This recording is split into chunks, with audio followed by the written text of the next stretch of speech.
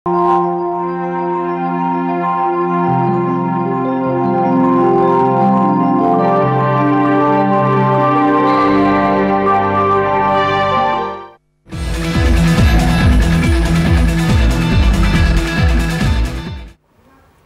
দর্শক, সংবাদপত্রে বাংলাদেশ অনুষ্ঠান থেকে আমি রেজানুর রহমান আপনাদেরকে স্বাগত জানাচ্ছি। বিভিন্ন জাতীয় দৈনিকে প্রকাশিত খবরের বিশ্লেষণ নিয়ে আমাদের আজকের এই অনুষ্ঠানে অতিথি হিসেবে উপস্থিত আছেন নাগরিক সংহতির সাধারণ সম্পাদক শরীফুজ্জামান শরীফ। শরীফ, স্বাগত আপনাকে। ধন্যবাদ। পত্রপত্রিকায় প্রকাশিত কয়েকটা গুরুত্বপূর্ণ শিরোনাম আপনাকে আমি পড়ে শোনাই, তারপর আলোচনায় যেতে চাই। প্রথম আলোর শিরোনাম, গণপরিষদ নয় সংসদ নির্বাচন চায় বিএনপি, গণপরিষদ নির্বাচন চায় এনসিপি। হাসনাত সার্জিজের ফেসবুক পোস্টে এনসিপিতে অস্বস্তি। দৈনিক সমকাল, বিদ্রোহী নাকি পরিশোধিত আওয়ামী লীগ, মনোবল হারাবেন না, সবসময় পাশে থাকবো, আহতদের সঙ্গে সেনাপ্রধানের ইফতার। দৈনিক যুগান্তর, ৭১-এর মুক্তিযুদ্ধ, ২৪-এর গণঅভ্যুত্থান একই কাতারে নয়, গণভোট ও গণপরিষদে না।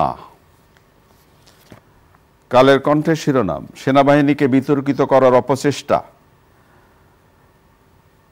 ধ্বংস করে দেওয়া রাষ্ট্রীয় প্রতিষ্ঠানগুলো মেরামত করতে হবে, তারেক রহমান বলেছেন। দৈনিক ইত্তেফাক, হাসনাতের বক্তব্য নিয়ে এনসিপিতে ভিন্নমত, মনোবল হারানোর কিছু নেই, সেনাবাহিনী পাশে আছে, জুলাই অভ্যুত্থানে আহতদের সম্মানে ইফতার পার্টিতে সেনাপ্রধান। বাংলাদেশ প্রতিদিন, নানা মত দলগুলোর, নাগরিক পার্টির ১১৩ প্রশ্নেও একমত, ২২টিতে দ্বিমত। মানব জমিন, ঐক্যমত্যের সুপারিশে নানা দ্বিমত, হাসনাতের বক্তব্যের সঙ্গে একমত নন সার্জিস। খবরের কাগজের শিরোনাম, বিএনপি চায় সংবিধান বহাল, বাতিলের পক্ষে এনসিপি। দেশ রূপান্তর, সার্জিসের ব্যাখ্যা ও বিরূপ প্রতিক্রিয়া এনসিপিতে, ৭১-এর সঙ্গে ২৪ মেলাতে চায় না বিএনপি।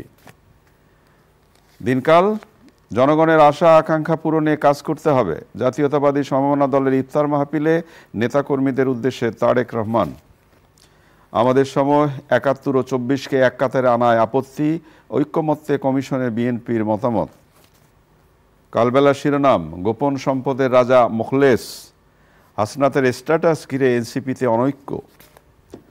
আমার দেশ, ছাত্রনেতাদের আগ্রহী সেনাপ্রধানের বৈঠক, সংবিধান পরিবর্তনে আপত্তি বিএনপির। দৈনিক জনকণ্ঠ, বছরে ১ লাখ কোটি টাকা জাকাত আদায় সম্ভব, মাফিয়া চক্রের হাতে সকল দরপত্র আটকে ছিল, একনেক সভা শেষে সংবাদ সম্মেলনে উপদেষ্টা। শিরোনাম আপনি শুনলেন। তো গত কয়েকদিন ধরে যে আলোচনাটি চলছে, মানে বিশেষ করে গত ২ দিন ধরে, সেই আলোচনাটি নিয়ে কথা বলবো। তার আগে ঐক্যমত্য কমিশনে যে বিএনপি এবং এনসিপি তাদের প্রস্তাব জমা দিল, তো নির্বাচন কবে হবে সেটা তো এখনো বোঝা যাচ্ছে না। একদিকে সংসদ নাকি গণপরিষদ নির্বাচন, এই নিয়ে পাল্টাপাল্টি বক্তব্য, এবং ৭১ ও ২৪-এর অভ্যুত্থান নিয়েও একটা কথা শুরু হয়ে গেছে, এবং কেউ চাইছে সংবিধান বহাল, কেউ চাইছে সংবিধান বাতিল। তাহলে কি দাঁড়াবে, নির্বাচনের কি হবে? ধন্যবাদ আপনাকে, ধন্যবাদ দর্শক শ্রোতাদেরকে। প্রথমেই আমি দর্শকদেরকে একটা বিষয় খেয়াল করার জন্য অনুরোধ করব, সেটা হচ্ছে যে এই যে সরকারটা এসেছে, এই সরকারের কাছে আমাদের যে নিরপেক্ষতার যে প্রত্যাশাগুলো ছিল, আচ্ছা, সেই জায়গাটা অনেকগুলো জায়গায় আমরা ব্যত্যয় লক্ষ্য করছি। আমি স্পষ্ট করেই বলি, যে দলগুলোর আলোচনাগুলো হচ্ছে, এনসিপি একটা নতুন দল, তারা তরুণরা একসময় রাজনীতি করতে চাইতো না, তাদেরকে তারা রাজনীতিতে নিয়ে এসেছে, এটা আমি সবসময় বলি।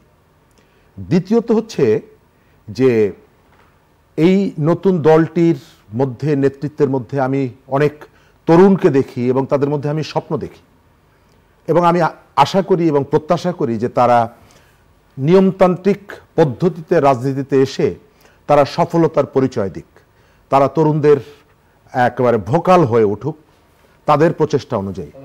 কিন্তু কিন্তু আপনি প্রচেষ্টার কথা বলছেন, প্রচেষ্টা সফল হোক, কিন্তু এই দলটি কিন্তু এখনো নিবন্ধন পায়নি।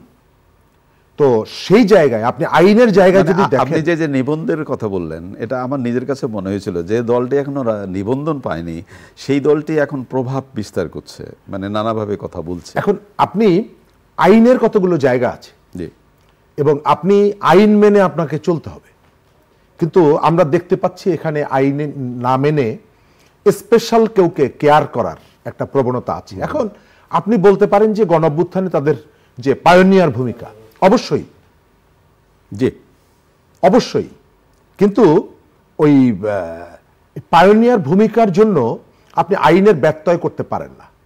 কতগুলো জায়গা আছে যেখানে আপনি কত প্রভাবশালী, আপনার হিস্ট্রি নির্মাণের ক্ষেত্রে কতটুকু ভূমিকা ছিল, তার থেকে ইম্পর্টেন্ট হচ্ছে কতগুলো জায়গায় যারা নিবন্ধন পায়নি, অনিবন্ধিত অনেক দল আছে, তারা এসে যদি প্রশ্নটা করে যে আমরা বড় দল না। আপনি খেয়াল করবেন যে বাংলাদেশের যখন ইলেকশন কমিশন পলিটিক্যাল পার্টিগুলোকে ডাকে, তখন কিন্তু ওই বিভাজনটা করেন না যে তুমি অনেক বড় দল, তুমি অনেক ছোট দল।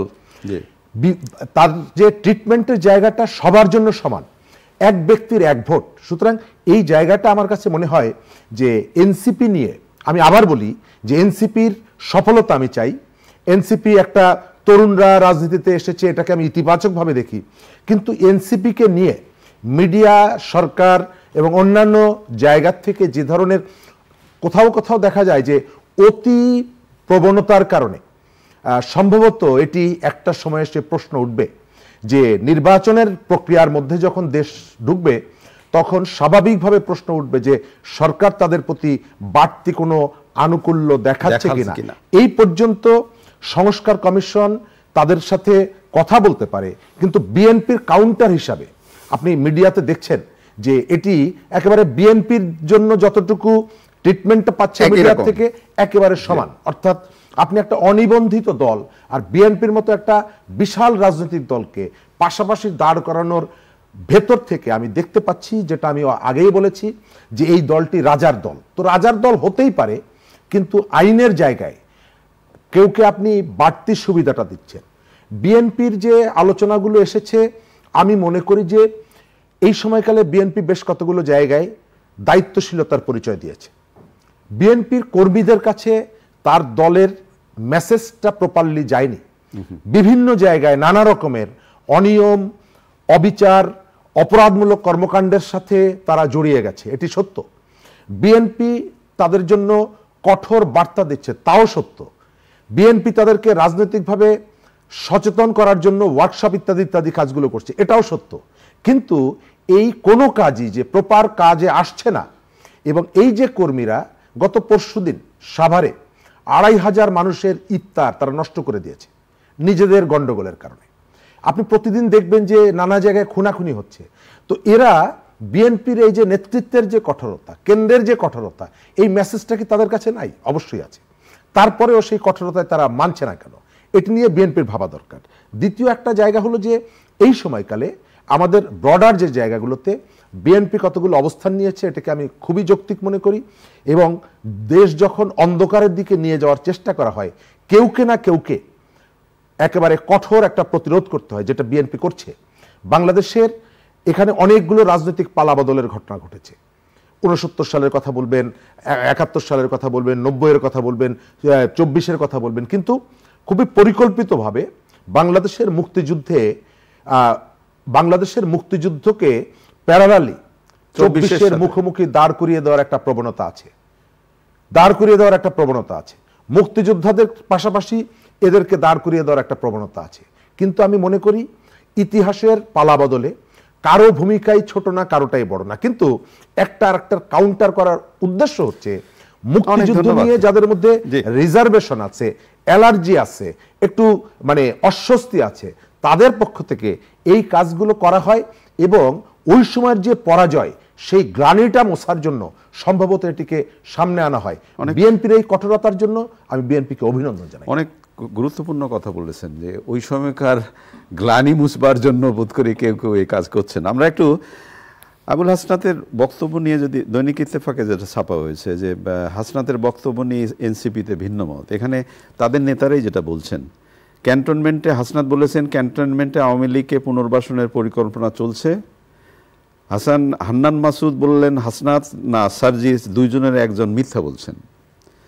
হাসনাত যেভাবে সেনাপ্রধানকে বক্তব্যকে রিসিভ করছে আমার কিছুটা দ্বিমত আছে সার্জিস আলম।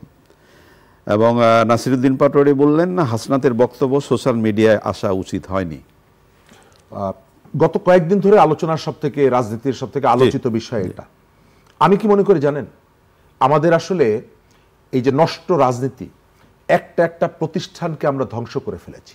আমি আপনাকে কি ছোট্ট করে একটা প্রশ্ন করব। আমাদের কিছু কিছু স্পর্শকাতর জায়গা আছে, কিছু কিছু স্পর্শকাতর শ্রদ্ধার জায়গা আছে।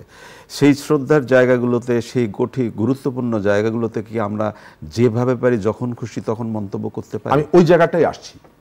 আমাদের এই যে প্রতিষ্ঠানগুলো, এই প্রতিষ্ঠানগুলো আমাদের প্রয়োজনে গড়ে উঠেছে এবং গড়ে তোলা উচিত। জি।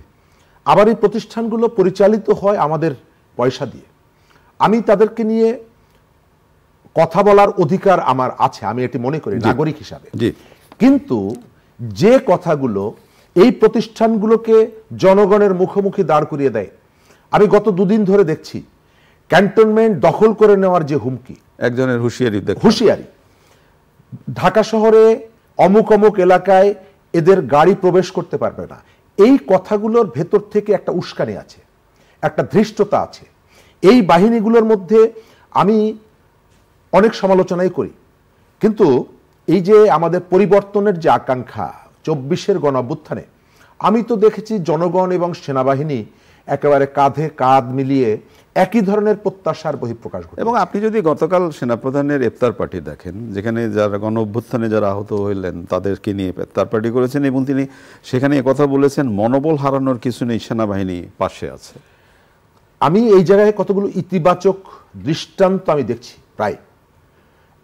তো সেই জায়গাটায় আমার মনে হয় গত কয়েকদিন ধরে একেবারে পরিকল্পনা করে একজন একজনকে ধরে তাদের চরিত্র হনন করার যে চেষ্টা করা হয়েছে, তাদের আত্মীয়তার অজুহাত দিয়ে তাদেরকে যেভাবে আক্রমণ করা হয়েছে, এবং এর একটা বড় অংশ এসেছে দেশের বাইরের থেকে। আমি দর্শকদের কাছে অনুরোধ করব, আপনারা প্রথমত কোনো গুজবে বিভ্রান্ত হবেন না। এই সময়কালে খুবই সেন্সিটিভ একটা জায়গায় আমরা আছি, এবং লক্ষ্য করা যাচ্ছে সোশ্যাল মিডিয়ায় নানা রকমের গুজব ছড়িয়ে এক ধরনের টেনশন ক্রিয়েট করার চেষ্টা আছে। দেশের বাইরের থেকে অনবরত বাংলাদেশ যাতে একটা স্থিতিশীল জায়গায় যেতে না পারে সেই চেষ্টাটা আছে। জাস্ট নিজের বিবেকের কাছে প্রশ্ন করুন, এই কথাগুলো যারা বলেন, এই কথাগুলো যারা বাজারে নিয়ে আসেন, আচ্ছা এরা দেশে ফেরেন না কেন? এরা দেশে আসেন না কেন? দেশের জন্য এত ভালোবাসা যাদের, তো আপনার তো স্বাভাবিকভাবে এবং সহায়ক পরিবেশও তো আপনার আছে, আপনি এসে এই কথাগুলো বলেন না কেন? তো এর ভেতর থেকে সম্ভবত মার্কেটটা ডাউন হয়ে যাওয়ার সম্ভাবনা থাকে। আমি মনে করি কি জানেন, যে বাংলাদেশ নিজের পায়ে দাঁড়াক, এটা অনেকেই চায় না। আমাদের নিকট প্রতিবেশীদেরও অনেকে চায় না, দূরের প্রতিবেশী, দূরে যারা আছেন তারাও অনেকে চায় না। কিন্তু তারা কিছু কিছু মানুষকে মাঠে নিয়ে আসেন খেলোয়াড় হিসাবে, যাদেরকে আমরা দেখে চিনতে পারি না আসলে কোন জার্সি পরা খেলোয়াড়। হয়তো আপনার তীব্র প্রতিবাদ করছে, কিন্তু এর ভেতর থেকে তার একটা অবজেক্টিভের ভেতরে ঢুকিয়ে দিচ্ছে। অনবরত অস্থিতিশীল একটা অবস্থা। আমাদের শ্রীলঙ্কায় পাশে তারা একটা অভ্যুত্থান করেছে একই রকম, তারা তাদের দেশটাকে একটা শান্তিপূর্ণ জায়গায় নিয়ে গেছে। আর আমাদের এখানে 8 মাসেও আমরা ওই যে ধ্বংসস্তূপের কথা বলি, শেখ হাসিনা ধ্বংস করে দিয়ে গেছে, তো তারপরে আগস্টের 7 তারিখ থেকে তো আমাদের যাত্রা শুরু করার কথা। এই 7 মাসে 8 মাসে আমি কতদূর এগিয়েছি, কতগুলো আইনগত মিষ্টি মিষ্টি কথার বাইরে আমি জনজীবনের যে সংকটগুলো, আমাদের দেশকে স্থিতিশীল করার জন্য যে অব্যাহত প্রচেষ্টাগুলোকে নষ্ট করে দেওয়া হচ্ছে, রাজনৈতিক দলের কাউন্টার অন্যান্য ফোর্স তৈরি করা হচ্ছে, আমি মনে করি মানুষের সচেতনতা দরকার।